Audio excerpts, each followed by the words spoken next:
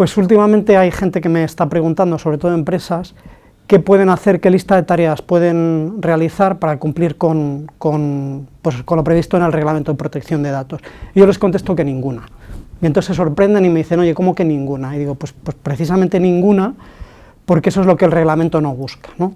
Ya se ha leído, se ha visto en muchos sitios que en definitiva el reglamento lo que busca es un análisis de cada caso concreto, es decir, que cada empresa haga sus propios deberes e investigue cuáles son las medidas que, de conformidad con sus propias circunstancias, procedería a adoptar. Y por tanto el reglamento, y en general la regulación a la de protección de datos, huye de recetas mágicas, de fórmulas que nos permitan elaborar una lista cerrada de soluciones que sean válidas para cualquier tipo de empresa, ¿no? Entonces esa es la parte, digamos, negativa. Hay que ir al case by case, al caso a caso, al contexto, a quién me dirijo, qué tipo de datos trato, qué tratamiento realizo con ellos, etcétera, etcétera. Bueno, es la parte negativa, pero también hay una parte positiva, ¿no? Siempre que a alguien le preguntan algo, pues yo por lo menos intento aportar alguna idea. Y yo creo que hay algunas ideas que sí que pueden servir, con independencia de que luego cada empresa busque una adaptación de las mismas en función de sus circunstancias. Yo sugiero tres cosas que para mí son muy importantes. La primera es la formación, digamos, formación-concienciación. La formación yo creo que es un pilar básico para todo lo relativo a protección de datos. Y de hecho, cuando nosotros tomamos conciencia de algo, o lo asumimos, lo interiorizamos, resulta mucho más fácil cumplirlo, ¿no? A nadie le parecería extraño que si vamos a un laboratorio de análisis y pedimos los resultados de un amigo, pues hombre, no nos lo ordenen si no llevamos una autorización. Lo vemos lógico, vemos que hay una información sensible y que es digna de protección. A nadie le parece extraño, es algo que consideramos normal porque lo tenemos interiorizado, lo asumimos. Entonces la formación es clave.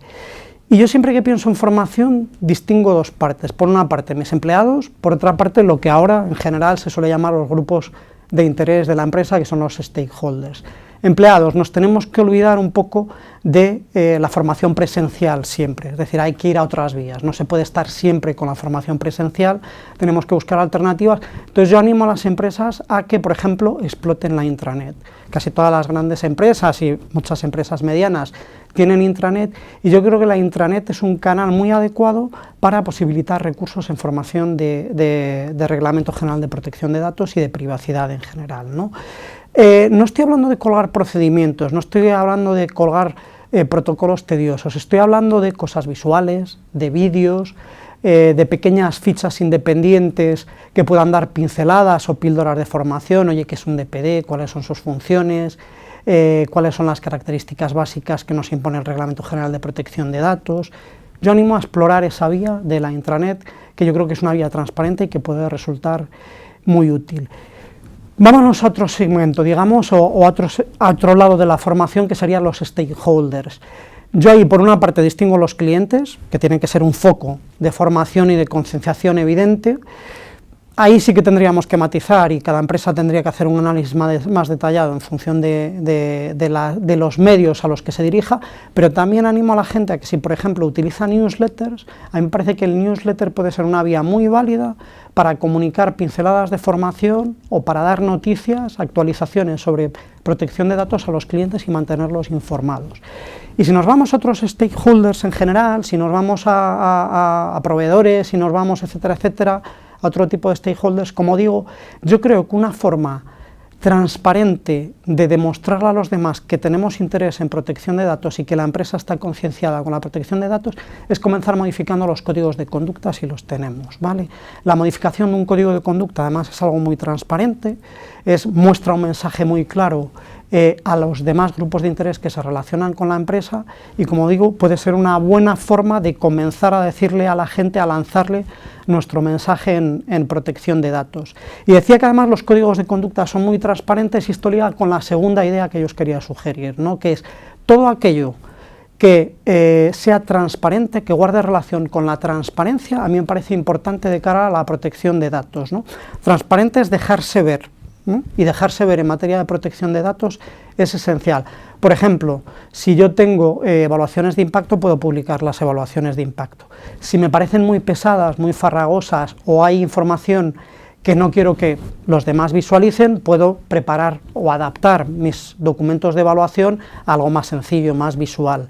Si aún así no estoy conforme, pues por ejemplo podría al menos informar a mis clientes de cuáles son los tratamientos que la empresa entiende que son los más sensibles, para que él valore precisamente esos tratamientos y tenga en cuenta que en ellos puede haber una mayor sensibilidad, una mayor debilidad a efectos de protección de datos. Puedo comunicar grosso modo, es decir, en general, la relación de medidas que yo tengo para mitigar los riesgos que hay en el tratamiento de datos por parte de la empresa, en fin, cuestiones que son bastante visuales y que dan transparencia. Y la tercera y última, que para mí es muy importante, también es todo lo relativo al ejercicio de derechos. Recordemos que el reglamento, una de las finalidades fundamentales del reglamento es la protección de datos de las personas físicas en el tratamiento de los mismos. Entonces yo considero que debe de haber algún mecanismo en la empresa que se comunique de forma visual, que sea claro, y que le guíe a mis clientes en qué deben hacer o a quién pueden recurrir siempre que tengan una duda o una reclamación en materia de protección de datos.